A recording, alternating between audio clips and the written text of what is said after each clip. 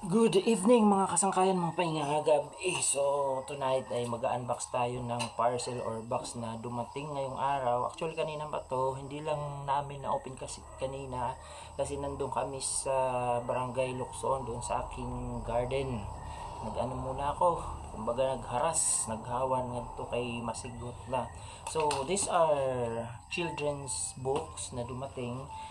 This is for my humble initiative na tinatawag ko na Sagka Towards a Better Future, and I have been doing this for years na kasi pre-pandemic pa ay nagkaroon ako ng mga activities. Kahit nung pandemic ay may activities pa rin kami, pero lahat ng mga nakaraang activities, lahat yun mga school supplies distribution. So our very first school supplies distribution was done in Cambilya Elementary School. It's an upland barangay doon sa municipality ng Kinapunda Eastern Samar.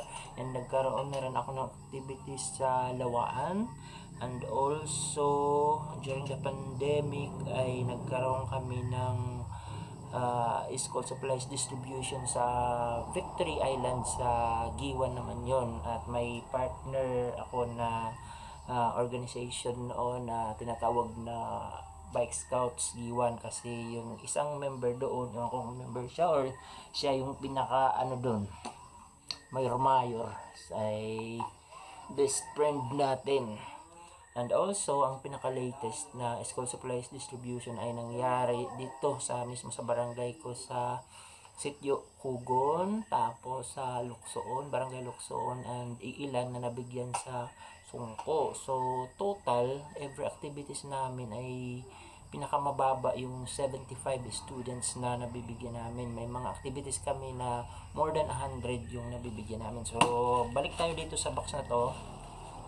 Sabi ko pa nga kanina, karagdagan to sa medyo marami na napo-collect namin na para sa aming gustong iput at na reading hub or children's mini library. So we have two target areas. Isa ay doon sa isang island barangay or elementary school sa Giwan, or isa naman para sa isang upland elementary school or barangay dito naman sa Borongan. So mamimili kami doon sa taas ng Kamada. Ito na, actually nasimulan ko na siyang kanina. Sinira ko na yung box tsaka yung plastic. So gaya nung sabi ko kanina, these are all children's books, and sa kanina tiningnan na natin to. Ang ganda kasi lahat hardbound. So unahin na natin to. This is Classic Christmas Tales. Ganda, ang bigat saka ang kapal. So ayan, poros to mga illustrated, colored, kasi isa rin sa ang tawag yun kumbaga wari-wari nagpapainganyer para magbasa itong kabataan is through books na mga makukulay ang mga drawings. Ayan, ganda diba? Look at this. So maraming kwento sa isang aklat kasi these are collection of tales. Ano pala nga pala ito, these are second hand or pre-loved na mga aklat. So kayo dyan, kung meron kayong mga second hand na mga aklat, most especially children's books, you can donate para mas mapabilis yung pagpukot up namin ng community reading hub at saka or children's mini library. So this is the second one.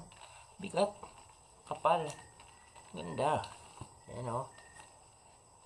napaka makukulay. Diba? Iyan na lang natin kung hindi pa iingganyer itong kabataan para magbasa. These are all illustrated children's books. Very colorful. The third one, ito naman. Manipis lang siya. Ayan. Diba? Lahat. Ganda. Ilan na? Tatlo. The fourth one, A Child's Garden of Verses. Mga verses. Ayan. Ganda. Diba?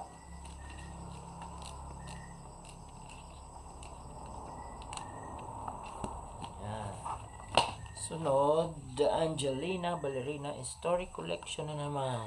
Ayan, collection of stories. So, isa sa mga ano namin purpose kung bakit kami naglalagay ng maglalagay na or magpo-put up ng reading hub is magbawasan talaga yung screen time ng mga bata. Yan. Ano to? Newborn. What is this? Parang ano din siya. Short story din. Yan. Sunod, fixed it back. Ano naman to? Ayan. Magaganda mga ano siya. May mga jacket pa, oh. This is almost as good as new. They are all in very, very good condition pa. Although mga second hand na. O mga pre-loved. Ayan. Ganda. Ayan. At saka, meron dito, I think this is not for children. Para sa akin na lang siguro to. Basahin ko. Ewan ko kung anong klaseng ano to. Libro. Meron ditong isa. Siguro mas maganda ibigay na lang to kung sino man dyan yung may anak na bibinyagan. Kasi hindi naman siya babasahin. Parang photo album siya. Yan. Diyan ilalagay yung mga ano ba to? Basta hindi ko na to isasama. Ito lang. One. Ito may jacket din, oh. Ayan, oh. Ayan. Ito bigat nito eh. So again, kung kayo dyan may mga pre-loved na mga aklat, you can donate your second hand book sa amin. Pero mas maganda syempre pag yung, wag naman yung mga sira-sira na, at least yung nasa good condition pa na mga aklat. So, amulanay.